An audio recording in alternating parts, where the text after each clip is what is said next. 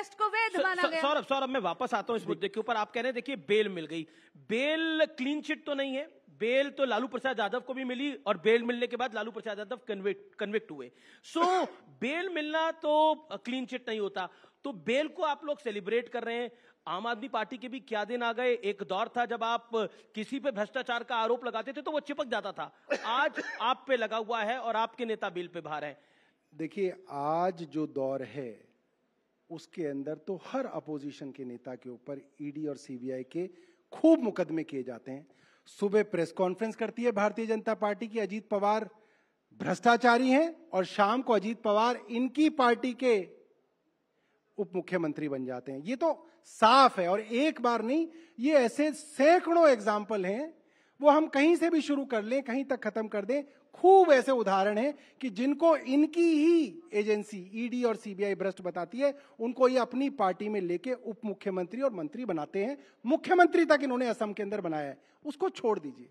आज एक मुख्यमंत्री का ये आत्मविश्वास है खुद पे और अपनी जनता पे। वो कह रहा है कि आपने 2 साल परसेप्शन चला लिया, 2 साल आपने खूब दुष्प्रचार कर लिया कि मैं भ्रष्टाचारी हूं, मैंने 100 करोड़ ले लिए, सब कुछ ले लिया, ठीक है। वो मुख्यमंत्री कह रहा है कि कल चुनाव करा लो।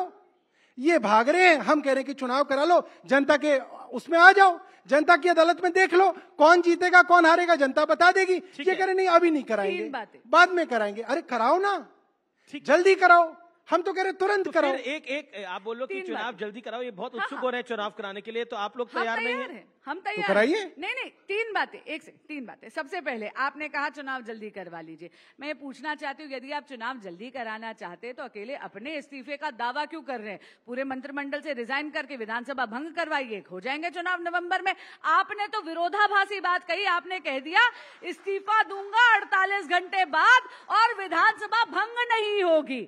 दूसरी बात, आपने बात करी जनता की अदालत की, तो बहुत विनम्रता से कहूंगी, माननीय मुख्यमंत्री अरविंद केजरीवाल जी ने लोकसभा के चुनाव में भी आकर प्रचार करा था। जेल का जवाब वोट उन्हीं का कैंपेन था, लेकिन दिल्ली की जनता बहुत समझदार है, वो जानती है सड़क, पानी, बिजली, सीवेज, ड्रेनेज ऐसी मूल सुविधाएं आपके अधिकार क्षेत्र में आती हैं। 1 दशक से माननीय मुख्यमंत्री अरविंद केजरीवाल जी ने यहां पर सत्ता भोगी है, लेकिन दिल्ली वासियों के लिए कुछ करा नहीं, और इसीलिए 7 की 7 सीटों पे जनता की अदालत में वर्डिक्ट माननीय मुख्यमंत्री अरविंद केजरीवाल जी के खिलाफ आया है।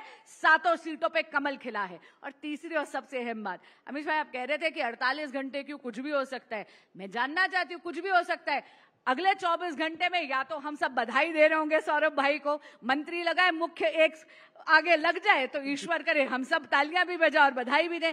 और दूसरा ये भी हो सकता है कि शायद माननीय मुख्यमंत्री जी का मन परिवर्तित हो जाए, क्योंकि उनकी कथनी और करनी में जमीन आसमान का अंतर होता है। वो मास्टर ऑफ यू टर्न है जी, वो मास्टर ऑफ यू टर्न है। अच्छा, एक आपने भी यूटर्न लिया, कांग्रेस के साथ अलायंस करा, उसके बावजूद बीजेपी दिल्ली के अंदर 7 की 7 सीटें जीत गई। अब कांग्रेस कह रही है कि नौटंकी कर रहे हैं अरविंद केजरीवाल, नाटक के किंग पिन है अरविंद केजरीवाल।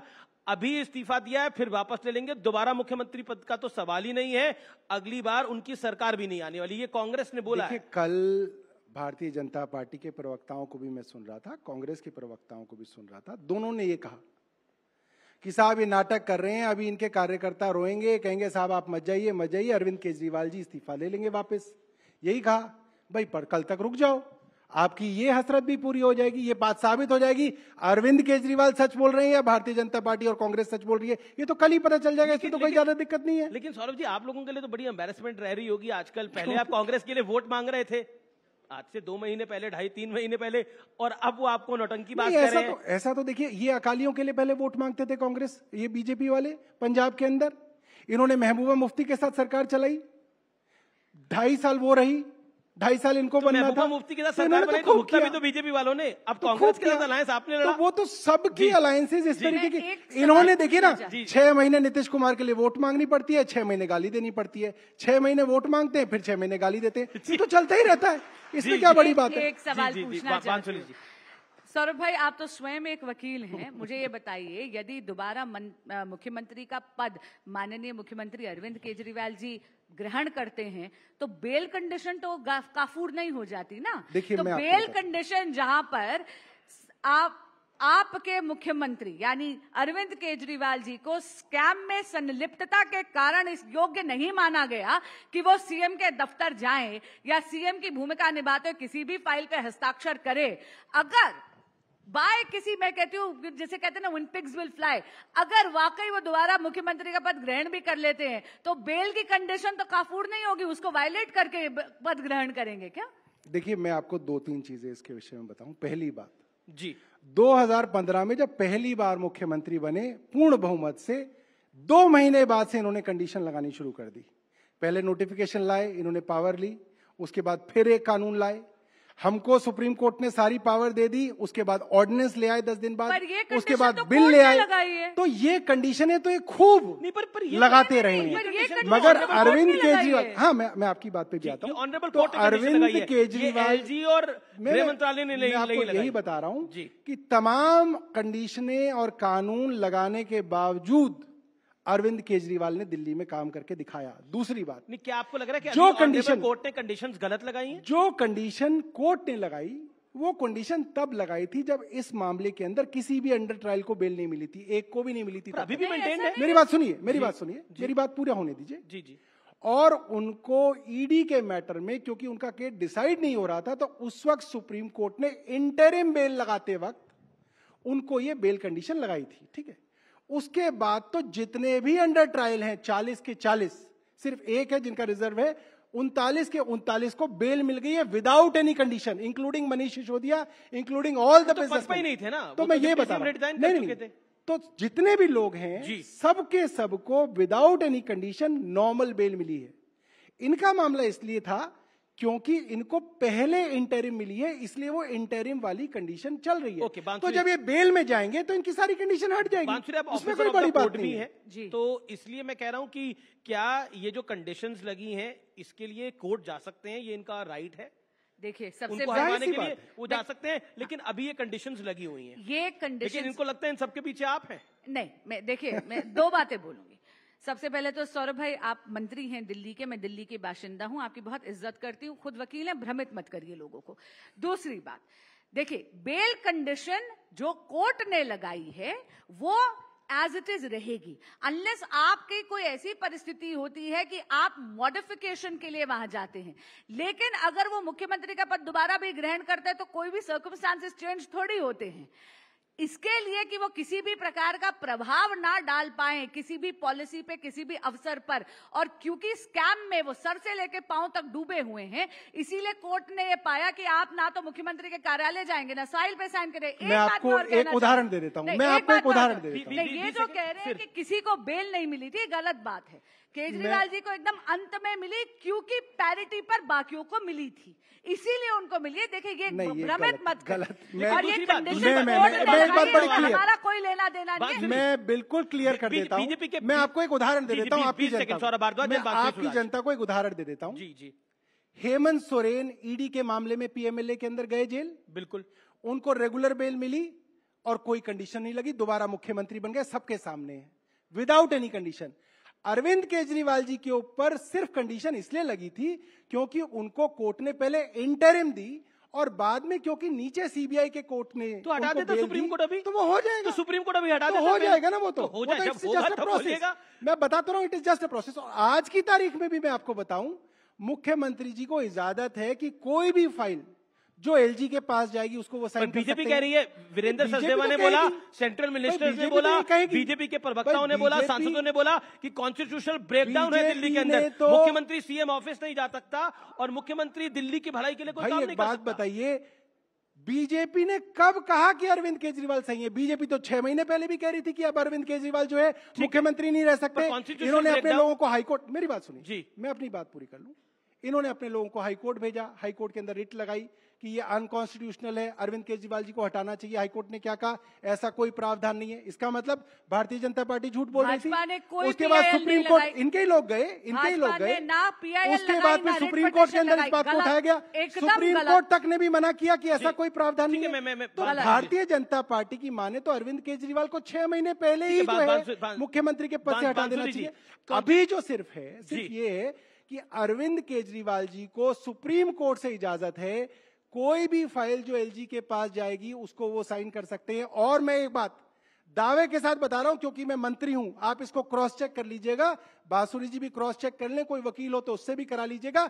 जितनी भी फाइल मुख्यमंत्री साइन करते हैं सारी की सारी एलजी के पास जाती है। एक क्रॉस चेक मैं करूंगा, हर फाइल आप लोग जरूर चाहेंगे वो क्रॉस चेक मैं करूंगा, लेकिन अभी नहीं, थोड़ी देर बाद आप लोगों को क्रॉस चेक करूंगा। लेकिन क्यों कह रही है बीजेपी? क्योंकि आपके तमाम वरिष्ठ नेताओं ने, सांसदों ने, मंत्रियों ने बोला है कि कॉन्स्टिट्यूशनल ब्रेकडाउन है दिल्ली के अंदर। क्यों ये कह रहे हैं? कोई कॉन्स्टिट्यूशनल ब्रेकडाउन नहीं है, मुख्यमंत्री जब चाहे जा सकते हैं। होता तो मान लेते हैं कोर्ट इनकी बात। कते बिल्कुल एब्सोल्यूट पॉलिसी पैरालिसिस हो चुका है दिल्ली में, और एक कॉन्स्टिट्यूशनल क्राइसिस का जन्म दिया है माननीय मुख्यमंत्री अरविंद केजरीवाल जी ने।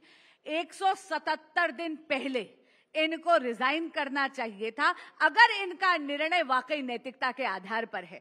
अगर आप देखें, भाजपा की तो सरकार नहीं थी, लेकिन केंद्र में तब यूपीए की सरकार थी। जयललिता जी, मधु कोरडा जी, लालू प्रसाद यादव जी, शिबू सोरेन जी, ये सब जब इनको अरेस्ट करा था, इन सब ने नैतिकता के आधार पर रिजाइन करा था।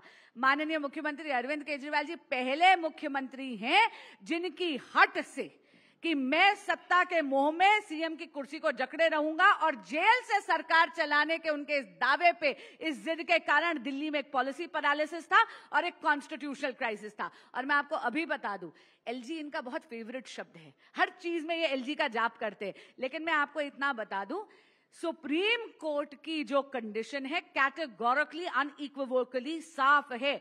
47th पैरा सब पैरा डी ये कहता है आप सीएम सेक्रेटेरिएट नहीं जा सकते। तो अपने घर से तो फाइल साइन कर सकते हैं, साइन नहीं कर अपने घर में नहीं साइन कर सकते, उसमें नहीं। आप गलत बोल रही हैं, आप दोबारा चेक कर लीजिए और आप इसको ट्वीट करिएगा, मैं ट्वीट करूंगा ऑर्डर क्या कहता है। ऑर्डर ये कहता है जो भी फाइल एलजी के पास जाएगी उसको सीएम साइन कर सकते हैं। आप ब्यूरोक्रेट से कंफर्म कर लीजिएगा, जितनी भी फाइलें सीएम साइन करते हैं सारी की सारी एलजी के पास जाती हैं, इसीलिए सीएम सारी की सारी फाइलें साइन कर सकते हैं। इसके अंदर कोई दिक्कत नहीं है। सुप्रीम कोर्ट की शर्तें गलत है? नहीं, उससे कोई दिक्कत नहीं। मैं कह रहा हूं सुप्रीम कोर्ट की शर्त यह है कि आप अपने सेक्रेटेरिएट नहीं जा सकते जी, आप फाइल पर साइन नहीं कर सकते। नहीं, उन्होंने बोला कि आप सिर्फ उन्हीं फाइलों पे साइन कर सकते हैं जो एलजी के पास भेजनी है, और सीएम सर जितनी भी फाइलें साइन करते हैं वो सारी एलजी के पास जाती हैं। लगता है कि इतना मजबूरी वाला मुख्यमंत्री किसी प्रदेश में होना चाहिए? कोई दिक्कत ही नहीं है ना इसके अंदर। मैं आपको ये बता रहा हूँ, ठीक है, मैं इनको बता रहा हूँ। देखिए मैं आपको बताता हूँ, एलजी इनका, राष्ट्रपति इनका, केंद्र में सरकार इनकी, देश का राष्ट्रपति, सब कुछ इनका जी, इनका ही है ना, देश का भी है तो इनका। इनके पास अगर ये कॉन्फिडेंस होता कि दिल्ली की जनता इनके साथ है, जिस दिन अरविंद केजरीवाल जेल में गए और इनके मुताबिक कॉन्स्टिट्यूशनल क्राइसिस आ गया, ये सरकार को बर्खास्त करा के चुनाव कराते। इनमें कॉन्फिडेंस नहीं है। आप समझिए ये डर रहे हैं जनता के सामने जाने में, क्योंकि पहले दिन से इनको मालूम है जनता के पास जाएंगे तो जनता कहेगी तुमने अरविंद केजरीवाल को फंसाया है, तुमको वोट नहीं देंगे। जवाब नहीं, जनता ने तो अपनी अदालत में वर्डिक्ट अभी 4 जून को चुनाव ही दूसरा दिया। वो चुनाव दूसरा। एक सेकंड सौरभ, एक मिनट। अरविंद जी बेल पे आए थे उसपे? नहीं, मैं बोलना चाहती हूँ, बेल पे, इंटरिम बेल पर आए थे और प्रचार के बहाने पर ही आए थे। आपको याद होगा इनके वकील ने सुप्रीम कोर्ट में बेल में जो अर्जी लगाई, जो दलील दी, वो ये थी कि प्रचार के लिए आप समय दीजिए। इंटरिम बेल पर आए थे, आके पूरे में प्रचार करके गए थे, जेल का जवाब वोट मांगा था। लेकिन दिल्ली की जनता ने क्या वर्डिक्ट दिया? 7 सीटों पे कमल खिलाया। और मैं पूछना चाहती हूँ, पिछले 2 सालों से एमसीडी में आम आदमी पार्टी की सरकार है, 1 दशक से दिल्ली में आम आदमी पार्टी की सरकार है, दिल्ली में पूरा कैबिनेट ऑब्वियसली आम आदमी पार्टी का है, मुख्यमंत्री आम आदमी पार्टी का है।